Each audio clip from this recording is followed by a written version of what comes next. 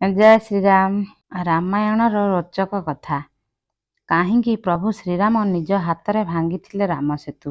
ବାଲ୍ମୀକି ରଚିତ ରାମାୟଣରେ କୁହାଯାଇଛି ଯେ କିଭଳି ପ୍ରଭୁ ଶ୍ରୀରାମ ରାବଣକୁ ବଧ କରି ଲଙ୍କା ଜୟ କରିଥିଲେ ଏବଂ ବାନର ସେନାଙ୍କ ସହିତ ମିଶି ସେତୁବନ୍ଧ ନିର୍ମାଣ କରିଥିଲେ।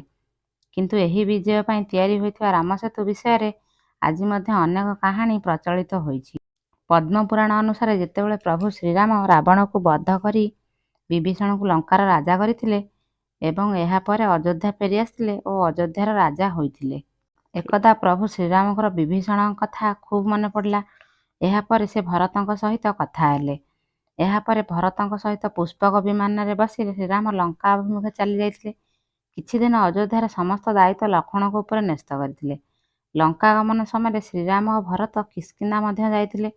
କିଷ୍କିନ୍ଧାରେ ସେ ସୁଗ୍ରୀବ ଓ ଅନ୍ୟ ବାନରମାନଙ୍କ ସହିତ ସାକ୍ଷାତ କରିଥିଲେ। ଯେତେବେଳେ ସୁଗ୍ରୀବ ଜାଣିଥିଲେ କି ପ୍ରଭୁ ଶ୍ରୀରାମ ବିଭୀଷଣଙ୍କ ସହିତ ସାକ୍ଷାତ କରିବାକୁ ଯାଉଛନ୍ତି, ସେ ମଧ୍ୟ ତାଙ୍କ ସହିତ ଯିବା ପାଇଁ ଇଚ୍ଛା କରିଥିଲେ। ବାଟରେ ଯିବା ସମୟରେ ପ୍ରଭୁ ଶ୍ରୀରାମ ଭରତଙ୍କୁ ସେହି ପୋଲଟି ଦେଖାଇଥିଲେ ଯାହା ରାମସେତୁ ଥିଲା। ଯେତେବେଳେ ଲଙ୍କାପତି ବିଭୀଷଣ ଜାଣିଥିଲେ ପ୍ରଭୁ ଶ୍ରୀରାମ ତାଙ୍କୁ ସାକ୍ଷାତ କରିବାକୁ ଆସୁଛନ୍ତି, ସେ ସମଗ୍ର ଲଙ୍କାନଗରୀକୁ ସଜାଇଥିଲେ। ବିଭୀଷଣ ମଧ୍ୟ ପ୍ରଭୁଙ୍କର ଭବ୍ୟ ସ୍ୱାଗତ କରିଥିଲେ।